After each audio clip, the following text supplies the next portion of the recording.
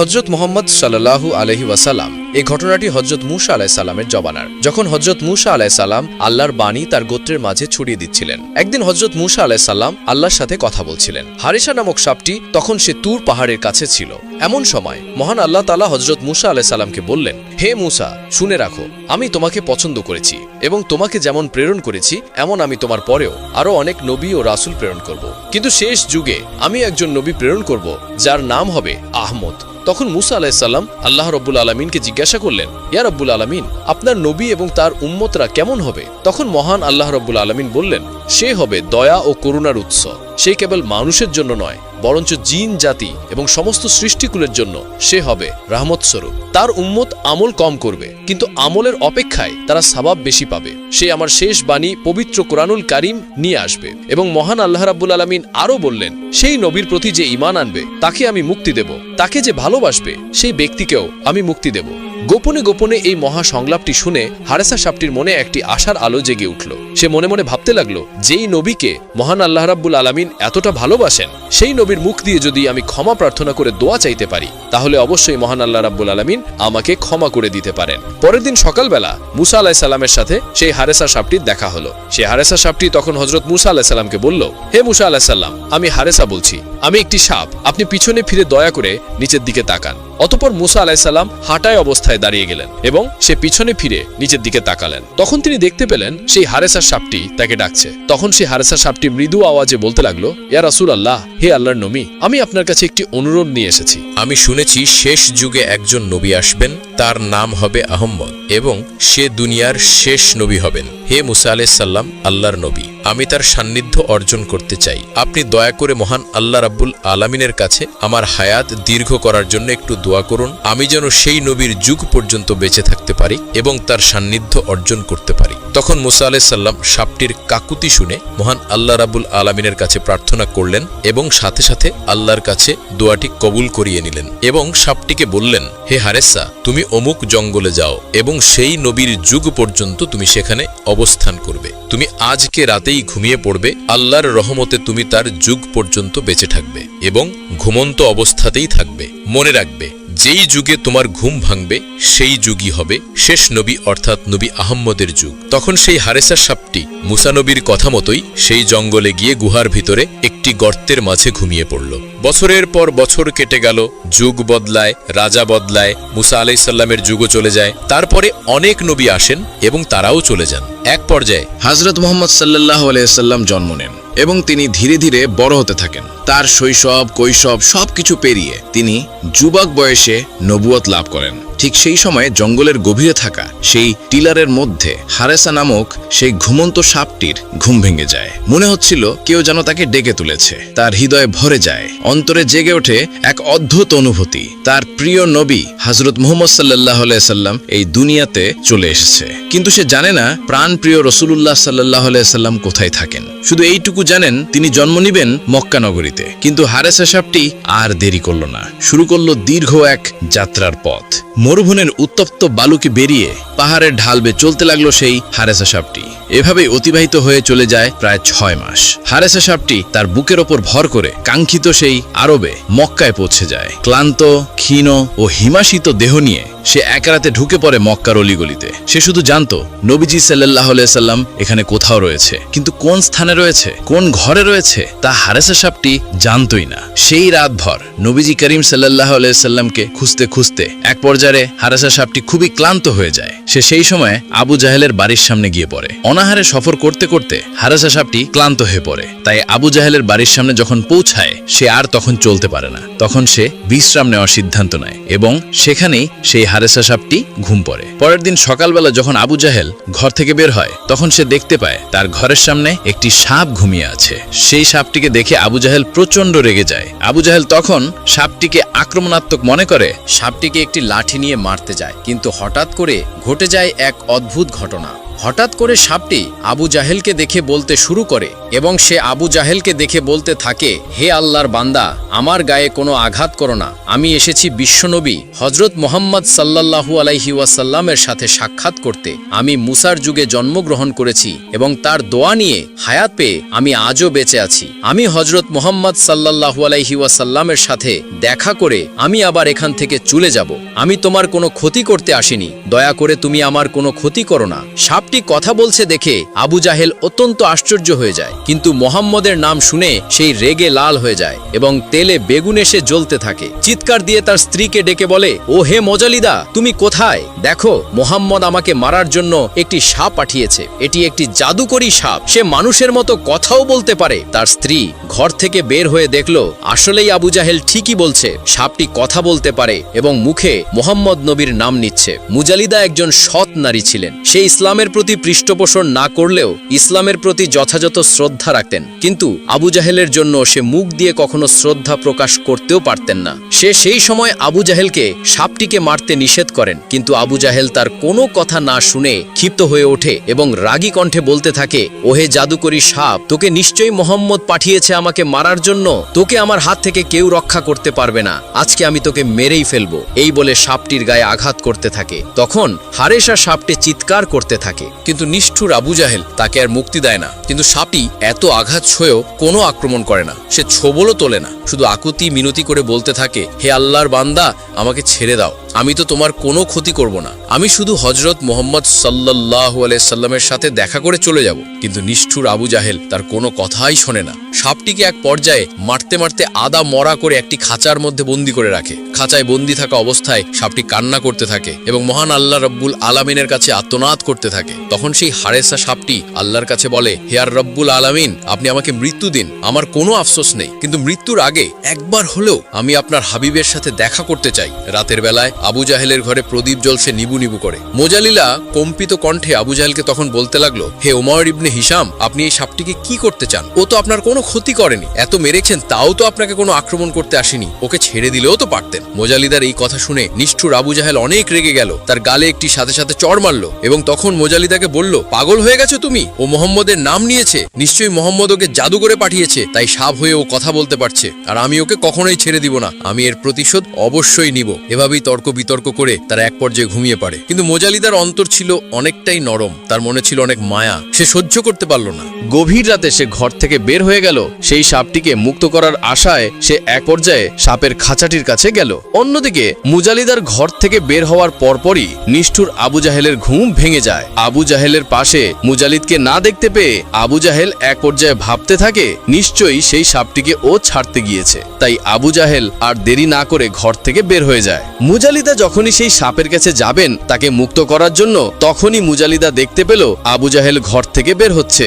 মুজালিদা আবু জাহেলকে দেখে ভয় পেয়ে যায়। সেই সময়ে ঠোম মেরে দাঁড়িয়ে থাকে। আবু জাহেল এসে তাকে জিজ্ঞাসা করে, হে মুজালিদা, তুমি এখানে কেন এসেছো? তখন মুজালিদা কম্পিত কণ্ঠে বলতে থাকে, হে ওমর ইবনে হিশাম, আমি ঘর থেকে এই সাপটির স্থানান্তর হওয়ার কিছু আওয়াজ শব্দ শুনতে পাই। আমি ভেবেছি মুহাম্মদ এই সাপটিকে নিয়ে যাচ্ছে, তাই এটিকে দেখার জন্য আমি বাহিরে এসেছি। মুহাম্মদের এত সাহস কিভাবে হয় যে আপনার হাত থেকে সে সাপটি নিয়ে যাবে? এইভাবেই আবুল তাবুল বুঝিয়ে আবু জাহেলকে মুজালিদা ঘরে পাঠিয়ে দিল এবং সেও নিজে ঘরে চলে গেল। এই কথা যদি মুজালিদা আবু জাহেলকে না বলতো, তাহলে হয়তো নিষ্ঠুর আবু জাহেল তাকে অত্যাচার করত। এইভাবেই প্রায় 3 দিন যাবৎ সাপটিকে আটকে রেখে নির্যাতন করতে থাকে সেই নিষ্ঠুর আবু জাহেল। খাবার, পানি, নিঃশ্বাস, স্বস্তি কিছুই নিতে পারে না সেই হারেসা সাপটি। প্রতিনিয়ত লোকেরা তাকে দেখতে আসে, কে সেই সাপ যে মানুষের মতো কথা বলে? কিন্তু তাও নিষ্ঠুর আবু জাহেলের জন্য তাদেরও অন্তর কেঁপে ওঠে। তারা বলতে থাকে, এই সাপটিকে আদৌ এত অত্যাচার করা ঠিক হচ্ছে না। কিন্তু সাপটি শুধু কান্না করত এবং আল্লাহ আল্লাহ বলে চিৎকার করত। অবশেষে 3 দিন অতিবাহিত হওয়ার পর হারেসা সাপটির দেহ নিস্তেজ হয়ে পড়ে, সে মারা যায়। কিন্তু এখানেই শেষ নয়, আবু জাহেল এতেও সন্তুষ্ট হলো না। সে বলে উঠল, একে শুধু মৃত্যু দিলেই হবে না, একে আগুনে জ্বালিয়ে দিতে হবে এবং ছাই বানিয়ে পুরো এলাকায় দেখাতে হবে যে মুহাম্মদ আমাকে একটি সাপ পাঠিয়েছিল মারার জন্য, কিন্তু আমি সেই জাদুকরি সাপটিকে মেরে ফেলেছি এবং আগুনে পুড়িয়ে জ্বালিয়ে তাকে ছাই বানিয়ে ফেলেছি। কথা মতোই আবু জাহেল সে সাপটিকে আগুনে জ্বালিয়ে দেয় এবং তার মৃত দেহ পুড়ে ছাই বানিয়ে ফেলে। সাপটিকে পুড়তে দেখে আবু জাহেল হাসতে থাকে এবং বলতে থাকে, সবাই দেখুক মুহাম্মদের গুপ্তচর কিভাবে আগুনে জ্বলছে, কিভাবে পুড়ে ছাই হয়ে যাচ্ছে। অবশেষে সেই সাপটি যখন পুড়ে ছাই হয়ে যায় তখন আবু জাহেল সেই ছাইগুলো একটি ঢাকনা বিশিষ্ট পাতিলের মধ্যে রাখে, যা ছিল পিতলের তৈরি। এবার শুরু হয়ে যায় মিথ্যার দম্ভ বিশিষ্ট সেই খেলাটা। আবু জাহেল সেই ছাই ভরা পাতিলটি নিয়ে পুরো মক্কার অলিতে গলিতে ঘুরতে থাকে এবং লোকজনদেরকে জড়ো করে বলতে থাকে, হে লোক সকল, দেখো মোহাম্মদ আমাকে মারার জন্য একটি জাদুকর সাপ পাঠিয়েছিল। সে মানুষের ন্যায় কথা বলতে পারত। সে আমাকে মারতে এসেছিল এবং আমার উপর আক্রমণ করেছিল, কিন্তু সে আমাকে মারতে পারেনি, আমার কোনো ক্ষতিও করতে পারেনি। উল্টো আমি তাকে মেরে আগুনে জ্বালিয়ে ছাই বানিয়ে ফেলেছি। এই ক্ষেত্রে মোহাম্মদও আমার কোনো ক্ষতি করতে পারেনি। লোকজন অবাক দৃষ্টিতে আবু জাহেলের দিকে তাক রইল। কেউ বিভ্রান্ত হলো, কেউ কৌতূহলী হলো, আবার কেউ ভীত সন্ত্রস্ত হলো। আবু জেহেলের মুখে তখন বিজয়ের হাসি। সে মনে মনে ভাবতে থাকে সে কোনো অলৌকিক বস্তু বিজয় করে নিয়েছে, কিন্তু আবু জাহেল জানে না ছায়ের নিচে লুকিয়ে আছে আল্লাহর কুদরত। পুরো পৃথিবী যেন কান্না করছিল সেই সময়। আকাশের ফেরেশতারাও সেই সময় কান্না করছিল, কারণ তারা দেখেছিল হারেসার ইমানি শক্তি এবং তার ত্যাগ, তিতিক্ষা এবং তার প্রায়শ্চিত্ত কামনায় নিঃশব্দে বয়ে যাওয়া চোখের অস্ত্র। লোক সমাজে ভাষণ দিয়ে আবু জাহেল ক্ষান্ত হলো না। সে বাড়ি বাড়ি গিয়ে সবাইকে বলতে লাগলো, হে ব্যক্তিবর্গ, দেখে রাখো, মোহাম্মদ আমাকে মারার জন্য একটি সাপ পাঠিয়েছিল। আমি তাকে মেরে আগুনে জ্বালিয়ে ছাই বানিয়ে ফেলেছি। তোমরা কেউ মোহাম্মদের কথায় বিশ্বাস করবে না। ও অবশ্যই জাদুকর এবং পথভ্রষ্ট। নাউজুবিল্লাহ মিন যালিক। আবু জাহেল এর পরেও আরও একটি বাড়িতে যায় এবং সেখানে গিয়েও তাদেরকে সেই ছায়ের পাত্রটি দেখিয়ে এভাবেই বলতে থাকে। মক্কার কোনো অলিগলি আবু জাহেল ছাড়ল না। যাকেই সামনে পেল তাকেই সেই পাত্রটি দেখিয়ে এভাবে উল্টোপাল্টা বলতে লাগলো। অবশেষে পৌঁছালো গণ্যমান্য একজন ব্যক্তির কাছে, যার বয়স একটু ভারী ছিল, একটু বৃদ্ধ টাইপের ছিল। তার সামনে গিয়ে আবু জাহেল আগের কথাগুলোই বলল। হে ব্যক্তি, শুনে রাখো, মোহাম্মদ আমার কাছে একটি জাদুকরী সাপ পাঠিয়েছিল। সাপটি কথা বলতে পারত এবং আমাকে ক্ষতি করতে চেয়েছিল, কিন্তু আমি তাকে তার সুযোগ দেইনি। আমি তাকে মেরে ফেলেছি এবং আগুনে জ্বালিয়ে ছাই করে ফেলেছি। এই পাত্রের ভিতরে সেই ছাই আছে। তোমরা দয়া করে মোহাম্মদের কোনো কথা শুনবে না।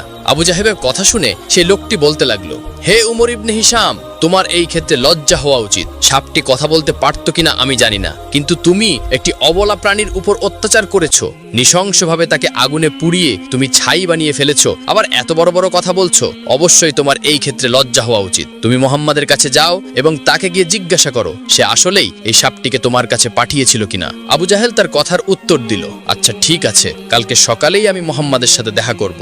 এরপর আবু জাহেল নবী করিম সাল্লাল্লাহু আলাইহি ওয়াসাল্লামের কাছে যায়। তার আশেপাশের লোকজনের অনেক ভিড় ছিল। সবাই দেখতে চাচ্ছে এই সাপটির ব্যাপারে মোহাম্মদ কি করতে চায়। মোহাম্মদ কি বাস্তবেই আবু জাহেলের কাছে এই সাপটিকে পাঠিয়েছিল আবু জাহেল যেমনটি বলছিল, নাকি এর থেকে কোনো ভিন্ন কিছু ছিল। আবু জাহেল সবার সামনে দাঁড়িয়ে আছে। আবু জাহেলের সামনে দাঁড়িয়ে আছে নবী করিম সাল্লাল্লাহু আলাইহি ওয়াসাল্লাম। তার পিছনে দাঁড়িয়ে আছে কিছু সংখ্যক সাহাবী। আবু জাহেল তখন জিজ্ঞাসা করলো, হে মুহাম্মদ, বলো তো আমার হাতে কি রয়েছে। নবী করিম সাল্লাল্লাহু আলাইহি ওয়াসাল্লাম বলছেন, হে উমর ইবনে হিশাম, আপনার হাতে তো একটি পিতলের পাত্র রয়েছে যা লাল কাপড় দিয়ে ঢাকা রয়েছে, কিন্তু এর ভিতরে কি রয়েছে আমি সেটা জানি না। তখন আবু জাহেল হেসে দিল এবং বলতে লাগলো, হে লোক সকল, সবাই দেখো, মুহাম্মদ অনেক সময় ভবিষ্যৎবাণী করে, ভবিষ্যতে এটা হবে, ভবিষ্যতে ওইটা হবে, কিন্তু তার চোখের সামনে থাকা পাত্রটির মাঝে কি রয়েছে সে এইটা বলতে পারে না। তাহলে সে কিসের নবী? আবু জাহেলের কথার প্রতি উত্তরে নবী করিম সাল্লাল্লাহু আলাইহি সাল্লাম বলে উঠলেন, হে ওমর ইবনে হিশাম, আমি কোনো ভবিষ্যৎ বক্তা নই বা আগামীকালের বিষয়ে আমি কোনো জ্ঞান রাখি না। আল্লাহর পক্ষ থেকে আমাকে যা জানানো হয় আমি সেটাই আপনাদের মাঝে ব্যক্ত করি। আমি তার থেকে কিছু কমাইও না, কিছু বাড়াইও না এবং নিজে থেকে কিছু বলি না। তখন আবু জাহেল আরো অট্টহাসি দিতে লাগলো এবং বলল, হে মোহাম্মদ, তুমি আমাদের মৃত্যুর পরের কথা বলো। মৃত্যুর পরে আমাদের নাকি জাহান্নামে যেতে হবে, হাসর নাসর হবে। তাহলে এই পাত্রের ভিতরে কি আছে সেটি বলে দেখাও। তুমি যদি বলতে পারো তাহলে আমি ঈমান নিয়ে আসবো। আবু জাহেলে এই কথার পরে নবী করিম সাল্লাল্লাহু আলাইহি সাল্লাম কিছুক্ষণ মাথা নিচু করে রাখলেন। এরপর তিনি মাথা উঁচু করলেন এবং আকাশের দিকে তাকালেন। তারপর তিনি প্রার্থনা করতে লাগলেন এবং বলতে লাগলেন, ইয়া রাব্বুল আলামিন, আপনি যদি চান মৃত্যুকে জীবিত করতে পারেন এবং আপনি যদি চান জীবিতকে মৃত্যু দান করতে পারেন। আপনার হুকুম ছাড়া কিছুই সম্ভব না। গাছের একটি পাতাও আপনার অনুমতি ছাড়া নড়ে না। এই পিতলের পাত্রের ভিতরে কি আছে আমি সেটা জানি না, দয়া করে আপনি এর ভিতরের বস্তুটি প্রাণ ফিরিয়ে দিন, যেন সে নিজেই সাক্ষ্য দিতে পারে আল্লাহ এক, তার কোনো শরিক নেই। নাবিজির এই প্রার্থনা করার সাথে সাথে ভিতর থেকে সাপটি কথা বলে উঠল এবং বলল, লাব্বাইক ইয়া রাসূলুল্লাহ, আল্লাহ ছাড়া কোনো মাবুদ নেই, আল্লাহু আকবার।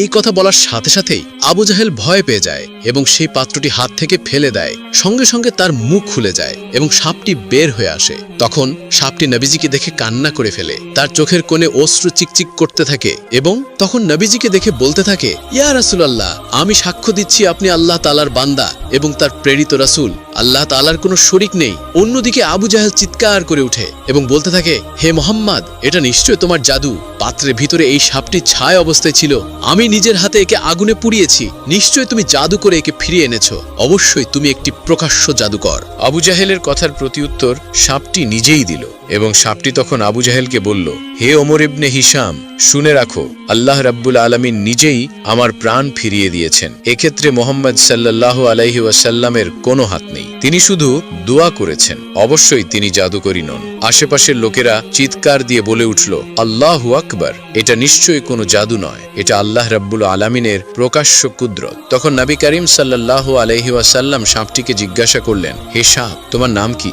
তুমি কোথা থেকে এসেছো? আমার কাছেই বা তুমি কেন এসেছো? তখন সাপটি একে একে করে সব কিছু খুলে বলল, ইয়া রাসূলুল্লাহ, আমার নাম হারেসা, আমি হযরত মুসা আলাইহিস সালামের যুগে জন্ম নিয়েছি। ইয়া রাসূলুল্লাহ, আমার একান্ত আকাঙ্ক্ষা আমি আপনার সান্নিধ্য লাভ করব এবং আপনাকে দিয়ে আমার জন্য মাগফিরাতের দোয়া করাবো। তাই আমি হযরত মুসা আলাইহিস সালামের কাছে হায়াত দীর্ঘ করার জন্য দোয়া প্রার্থনা করি এবং সে আল্লাহর কাছে দোয়া করলে আল্লাহ আমার হায়াত দীর্ঘ করে দেন। আমি তার যুগ থেকে আপনার যুগ পর্যন্ত ঘুমন্ত অবস্থায় ছিলাম, কিন্তু মক্কায় আমার জানা ছিল না আপনি কোথায় বসবাস করেন, যার জন্য মক্কায় এসে আমি অনেক ঘোরাঘুরি করি। অবশেষে আমি ক্লান্ত হয়ে পড়ি এবং এই ব্যক্তির বাড়ির সামনে ঘুমিয়ে পড়ি। এই ব্যক্তি যখনই আমাকে দেখতে পায় সে আমাকে তখন মারতে আসে, কিন্তু আমি তাকে নিষেধ করি। আমি তার কাছে ক্ষমা প্রার্থনা করি, কিন্তু সে যখনই আমার মুখে আপনার নামটি শুনতে পায় সে আমার উপর আক্রমণাত্মক হয়ে ওঠে, আমাকে অনেক আঘাত করতে থাকে, অনেক অত্যাচার করতে থাকে, আমাকে খাঁচা পর্যন্ত বন্দিও করে রাখে। আমি তাকে বারবার বলি আমাকে ছেড়ে দিতে, অনেক কাকুতি মিনতিও করি, কিন্তু সে আমাকে তখন ছাড়ে না। অবশেষে আমাকে সে মেরে আগুনে পুড়িয়ে ছাই বানিয়ে ফেলে। ইয়া রাসূলুল্লাহ, আমি তখনও তাকে কোনো ক্ষতি করিনি, কিন্তু এখন যেহেতু দ্বিতীয়বার আমি সুযোগ পেয়েছি, আমি এখন আর এই সুযোগ হাতছাড়ি করব না। এবার আমি তাকে আর ছাড়বো না, আমি তাকে আবার শেষ করে দিব। এই বলে হারেসা সাপটি আবু জাহেলের দিকে তেড়ে যায় তাকে ছোবল মারার জন্য। সেই সময় আবু জাহেল ভয়ে দৌড়াতে থাকে, কিন্তু নবী করিম সাল্লাল্লাহু আলাইহি সাল্লাম পিছন থেকে সাপটিকে ডেকে বলে, হে হারেসা, তুমি তাকে ক্ষমা করে দাও, তার কোনো ক্ষতি করো না। মানছি তোমার উপর অবশ্যই জুলুম এবং অত্যাচার করা হয়েছে, কিন্তু মনে রাখবে তুমি যদি কাউকে মাফ করো, ক্ষমা করে দাও, তাহলে নিশ্চয়ই মহান আল্লাহ রাব্বুল আলামিন তোমাকেও ক্ষমা করবেন এবং তার বিনিময়ে তোমাকে উত্তম প্রতিদান দিবেন। নবীজির ডাক শুনে হারেসা সাপটি আর আগালো না, নবীজির কথায় সাড়া দিল এবং আবু জাহেলকে সে ক্ষমা করে দিল। পরক্ষণে সে আরেকটি আবদার করে বলল, ইয়া রাসূলুল্লাহ, আপনার কাছে আমার আরেকটি আবদার রয়েছে, দয়া করে মহান আল্লাহ রাব্বুল আলামিনের কাছে একটু দোয়া করুন, সে যেন আমাকে মানুষ বানিয়ে দেয়। আমিও মানুষের মতো ইবাদত করতে চাই এবং আশরাফুল মাখলুকাত হয়ে আমিও সাক্ষ্য দিতে চাই এবং আখিরাতে আপনার সাথে জান্নাতে থাকতে চাই। এটা বলার পর নবী করিম সাল্লাল্লাহু আলাইহি সাল্লাম আল্লাহর কাছে সেই হারেসা সাপটির জন্য দোয়া করলেন এবং সাথে সাথে সে হারেসা সাপটি মানুষ হয়ে গেল। মানুষ হওয়ার পরে সে যতদিন বেঁচে ছিলেন ততদিন নবী করিম সাল্লাল্লাহু আলাইহি সাল্লামের খেদমত করেছিলেন। একদা এক মহিলা রাসূল সাল্লাল্লাহু আলাইহি ওয়াসাল্লামের দরবারে উপস্থিত হয়ে বিনীতভাবে আবেদন করল, হে আল্লাহর রাসূল সাল্লাল্লাহু আলাইহি ওয়াসাল্লাম, আপনি আমাকে গুনাহ থেকে পবিত্র করে দিন। আমি ইচ্ছাকৃতভাবে মহাপাপ করে ফেলেছি, আমি ব্যভিচারে লিপ্ত হয়েছি, আপনি আমাকে শাস্তি দিয়ে পবিত্র করে দিন এবং পরকালের আযাব থেকে আমাকে রক্ষা করুন। মহিলাটির এমন কথা শুনে নবী করিম সাল্লাল্লাহু আলাইহি ওয়াসাল্লাম ইচ্ছে করেই তার দিক থেকে মুখ ফিরিয়ে নিলেন। তখন মহিলা সেদিকে গিয়ে আবার শাস্তি প্রয়োগের আবেদন জানালো। নবী করিম সাল্লাল্লাহু আলাইহি ওয়াসাল্লাম এবারও অন্যদিকে মুখ ঘুরিয়ে নিলেন। তাই মহিলা আবার সেদিকে গিয়ে অনুনয় বিনয় করতে লাগলো। হুজুর সাল্লাল্লাহু আলাইহি ওয়াসাল্লাম এবারও অন্যদিকে মুখ ফেরালেন। এভাবে সেই মহিলা নাচ্ছর হয়ে পরপর 4 বার হুজুর সাল্লাল্লাহু আলাইহি ওয়াসাল্লামের কাছে তার অপরাধের কথা স্বীকার করে শরিয়াত মোতাবেক শাস্তি কার্যকর করার অনুরোধ জানালো। সে বলল, হুজুর, আমি জানি এ পাপের শাস্তি কত ভয়াবহ, পাথর ছুঁড়ে মৃত্যুদণ্ড কার্যকর করা, কিন্তু তারপরেও সেই শাস্তি স্বেচ্ছায় বরণ করে নিতে আমি প্রস্তুত আছি, কারণ দুনিয়ার এই সামান্য শাস্তির চেয়ে আখেরাতের শাস্তি অনেক ভয়াবহ, সীমাহীন যন্ত্রণাদায়ক। তাই দয়া করে আপনি দুনিয়ার শাস্তি কার্যকর করে আখেরাতের অসহনীয় শাস্তি থেকে আমাকে পরিত্রাণের ব্যবস্থা করে দিন। মহিলার অস্বাভাবিক পীড়াপিড়ির ফলে অগত্যে নবী করিম সাল্লাল্লাহু আলাইহি ওয়াসাল্লাম তার সাথে কথা বললেন, তুমি এই ভরা মজলিসে স্বেচ্ছায় তোমার অপরাধের কথা বারবার স্বীকার করেছ, তাই তোমার উপর শাস্তি কার্যকর করা যেতে পারে। কিন্তু যেহেতু তুমি এখন গর্ভবতী, তাই তোমার মৃত্যু হতে পারে না। অতএব তুমি এখন চলে যাও। এরপর সন্তান জন্ম নিলে তাকে ভালোভাবে লালন পালন করতে থাকো। সে যখন দুধ পান করা ছেড়ে দিয়ে অন্যান্য খাবার গ্রহণ করতে শিখবে এবং তার জীবন ধারণ করার ক্ষেত্রে তোমার উপর নির্ভরশীল থাকবে না, নিজে নিজে স্বাভাবিকভাবে চলাফেরা করতে পারবে, তখন তুমি আসবে। তখন আমি তোমার উপর শরীয়তের বিধি কার্যকর করব, শাস্তি প্রদান করব। রাসূল সাল্লাল্লাহু আলাইহি ওয়াসাল্লাম এর কথা শুনে সন্তান প্রসবের অপেক্ষায় মহিলা চলে গেল। এরপর বাড়ি গিয়ে সন্তান প্রসবের অপেক্ষা করতে থাকলো। একদিন সন্তান ভূমিষ্ঠ হলো। ধীরে ধীরে সে বড় হতে লাগলো, দুধ পান ছেড়ে দিয়ে অন্যান্য খাবারের দিকে ঝুঁকলো। আস্তে আস্তে মাকে ছাড়াই এটা সেটা করতে লাগলো। ততদিনে তার সব ধরনের আবেগ অনুরাগ চলে যাওয়ার কথা, হুঁশে ফিরে স্বাভাবিক জীবনের প্রতি আগ্রহ সৃষ্টি হওয়ার কথা, জীবনের উপর মমতা জন্ম নেওয়ার কথা। কিন্তু না, আখেরাতের ভয়ে তখনও তার সিদ্ধান্তের কোনো পরিবর্তন নেই। 2.5 বছর পর আবার নবী করিম সাল্লাল্লাহু আলাইহি সাল্লামের দরবারে এসে উপস্থিত কোলে 2.5 বছরের নিষ্পাপ শিশু। শিশুর মুখে রুটির টুকরা, যার উদ্দেশ্য একথা বোঝানো যে শিশু আর আমার বুকের দুধের উপর নির্ভরশীল নয়, সে এখন অন্য খাবার খেয়ে জীবন ধারণ করতে সক্ষম। আমি না থাকলেও তার কোনো সমস্যা হবে না। হুজুর সাল্লাল্লাহু আলাইহি ওয়াসাল্লামের কাছে আবার সবিনয়ে নিবেদন, হুজুর, আপনার সঙ্গে প্রতিশ্রুত অঙ্গীকার অনুযায়ী আমি এসে উপস্থিত হয়েছি। সকল শর্ত পূরণ হয়ে গিয়েছে। শরীয়তের বিধান কার্যকর করতে এখন আর কোনো বাধা নেই। তাই দয়া করে অতি দ্রুত আমাকে পবিত্র করে দিন। দুনিয়ার সামান্য শাস্তির বিনিময়ে আখেরাতের আমাকে পবিত্র করে দিন। দুনিয়ার সামান্য শাস্তির বিনিময়ে আখেরাতের অপরান্ত শাস্তি থেকে আমাকে রক্ষা করুন। অবশেষে রহমতের নবী সাল্লাল্লাহু আলাইহি ওয়াসাল্লাম শরীয়তের বিধান কার্যকর করার নির্দেশ দিলেন এবং পাথর নিক্ষেপ করে তার মৃত্যুদণ্ড কার্যকর করা হলো। জানাজা নামাজ পড়ানোর সময় হলে নবী করিম সাল্লাল্লাহু আলাইহি ওয়াসাল্লাম স্বয়ং তার জানাজা নামাজ পড়ানোর জন্য সামনে অগ্রসর হলেন। তখন হযরত ওমর রাদিয়াল্লাহু তাআলা আনহু জিজ্ঞাসা করলেন, হে আল্লাহর রাসূল সাল্লাল্লাহু আলাইহি ওয়াসাল্লাম, এই মহিলার দ্বারা তো অবৈধ কাজ হয়ে গিয়েছিল, অথচ আপনি নিজে তার জানাজা নামাজ পড়াতে যাচ্ছেন, কারণ কি? নবী করিম সাল্লাল্লাহু আলাইহি ওয়াসাল্লাম ইরশাদ করলেন, হে ওমর, এই মহিলার দ্বারা গহির্ত কাজ সংগঠিত হয়ে গিয়েছিল ঠিক, কিন্তু সে অতি আন্তরিকতা ও নিষ্ঠার সাথে এমন তাওবা করেছে যে যদি সে তাওবার 10 ভাগের 1 ভাগও গোটা মদিনাবাসীর মাঝে বন্টন করে দেওয়া হয়, তাহলে সমস্ত মদিনাবাসীর গুনাহ মাফ হয়ে যাবে। আলহামদুলিল্লাহ। তো বন্ধুরা, কেমন লাগলো আমাদের আজকের এই ভিডিওটি? কমেন্ট করে অবশ্যই জানাবেন। আজ তাহলে এই পর্যন্তই। আপনারা ভালো থাকবেন, সুস্থ থাকবেন।